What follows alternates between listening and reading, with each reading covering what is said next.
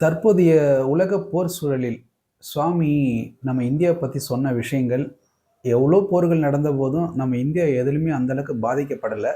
இப்போது நடக்கிற போர்லையும் இந்தியா அந்த அளவுக்கு பாதிப்பு எதுவுமே வரல. ஸோ நம்ம சுவாமி வந்து பாரத பூமியை பற்றி என்ன சொல்லியிருக்கார்? பாரத பூமி என்றைக்கும் ஒரு யுத்த களமாக மாறாது. ஏன்னா ஃபஸ்ட் வேர்ல்டு வார் யுத்த களமாக மாறலை, செகண்ட் வேர்ல்டு வார் யுத்த களமாக மாறலை.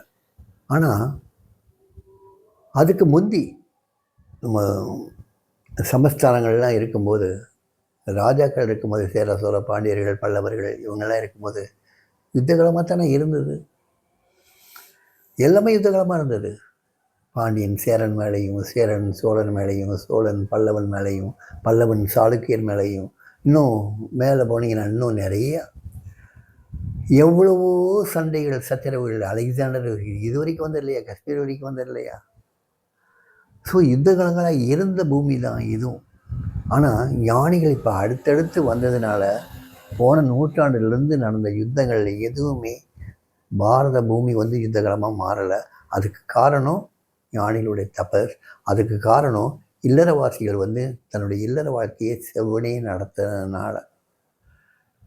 20ஆம் நூற்றாண்டுலேயும் 21ஆம் நூற்றாண்டுலேயும் இன்றைக்கி இல்லறவாசிகள் ஓரளவுக்கு தன்னுடைய சுதர்மத்தை செஞ்சுட்டு வர்றதுனாலையும் அவங்க வந்து தன்னோடு சமகாலத்தில் வாழக்கூடிய சாதுக்களையும் ஞானிகளையும் அவங்க போஷிக்கிறதுனாலையும் இந்த பூமி இன்றைக்கு வரைக்கும் ஒரு பவித்திரமாக இருக்குது. இந்த பவித்திரத்தை கண்டு எந்த ஒரு வயலன்ஸும் பயப்படும் இங்கே அண்டாது.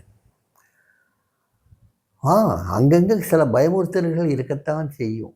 அந்த பயமுறுத்தல்களை கண்டு நம்ம பயப்பட வேண்டியதில்லை. இந்த பூமி யுத்தகலமாக ஆகாது. இது வந்து சுவாமியினுடைய தீர்க்கமான ஒரு வாசகம். இங்கே வந்து யாரோ குண்டு போட்டாங்க. இப்போ வந்து எங்கேயோ கல்ஃபில் வந்து எங்கெங்கேயோ குண்டு போட்டாங்க, இஸ்ரேலில் குண்டு போட்டாங்க, இங்கே ஈரானில் குண்டு போட்டாங்க, அங்கே வந்து அமெரிக்கா இந்த மாதிரி பண்ணாங்க, அந்த மாதிரி பண்ணாங்க, இந்த மாதிரி நிறைய கேள்விப்படுறோம். மக்கள் எல்லாம் செத்து மடிகிறாங்க, கட்டடங்கள் பூரா இடித்து நாசம் பண்ணுறாங்க.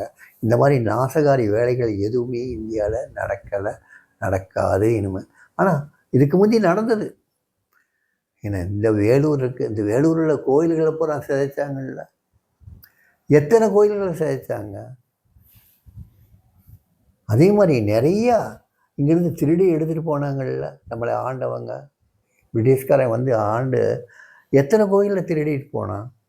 நம்மகிட்ட உள்ள உலகத்திலே சிறந்த வைரத்தை கூட தூக்கிட்டு போயிட்டான்ல. தாஜ்மஹாலில் இருந்த எத்தனை ஒரு பொக்கிஷத்தை தூக்கிட்டு போயிட்டான். இன்றைக்கி எவ்வளோ ஆர்ட் ஸ்ட்ரக்சர்ஸை தூக்கிட்டு போயிட்டான். எத்தனை சிலைகள், நடராஜர் சிலைகள், எவ்வளவோ சிலைகள் எல்லாம் தூக்கிட்டு போயிட்டான்ல. அவ்வளோ கொள்ளையடிச்சு தான் போனானுங்க. அவ்வளவும் ஏன்னா அந்த நாடே பார்த்திங்கன்னா நம்ம ஒரு ஸ்டேட்டுக்கு தகுந்த அளவு கூட அந்த நாடு கிடையாது. அவன் நம்மளை அடக்கி ஆண்டான். அதுக்கு காரணம் நம்மளுடைய வாழ்க்கை தரம் தாழ்ந்து போச்சு. ஞானிகளை நம்ம வந்து போஷிக்கிறது, ஞானிகளை நம்ம வந்து அவங்கள ஆதரிக்கிறது குறைஞ்சி போனதுனால வந்த வினைகள். ஞானிகள் எந்த இடத்துல வந்து போஷிக்கப்படுறாங்களோ, எந்த இடத்துல வந்து அவங்கள ஆதரவு கிடைக்குதோ, எந்த அளவுக்கு அவங்கள பாதுகாக்கிறாங்களோ இந்த சமூகம், அந்த அளவுக்கு அந்த நாடு சுபிட்சமாக இருக்கும். அந்த நாட்டு மேலே யாரும் எந்த தாக்குதலும் நடத்த முடியாது. அந்த ஞானிகள் எந்த சமயத்துக்கும் அப்பாற்பட்டவங்க, எந்த மதத்துக்கும் அப்பாற்பட்டவங்க, எந்த விதமான கலாச்சாரத்துக்கும் அப்பாற்பட்டவங்க, எந்த மொழிக்கும் அப்பாற்பட்டவங்க. அவங்க இதுக்குள்ளெல்லாம் நீங்கள் கட்டுப்படுத்தி வைக்க முடியாது. இந்த ஞானிகள் பல மொழிகள் தெரிஞ்சவங்களாக இருக்கலாம், பல மொழிகள் பேசக்கூடியவங்களாக இருக்கலாம், பல பிராந்தியங்களை சேர்ந்தவங்களாக இருக்கலாம், பல இடங்களை தபஸ் பண்ணுறவங்களாக இருக்கலாம். ஆனால் அங்கங்கே உள்ள மக்கள் இந்த ஞானிகளை பராமரித்தாங்க, போஷித்தாங்கன்னாவே அவங்களுடைய அருள் இந்த பூமியை பாதுகாக்கும். இந்த ஜென்மத்தில் கண்டிப்பாக இந்த நம்ம வாழ்கிற இந்த சமகாலத்தில் இந்த பூமி யுத்தகலமாக மாறாதுங்கிறது சாமியுடைய வாக்கு.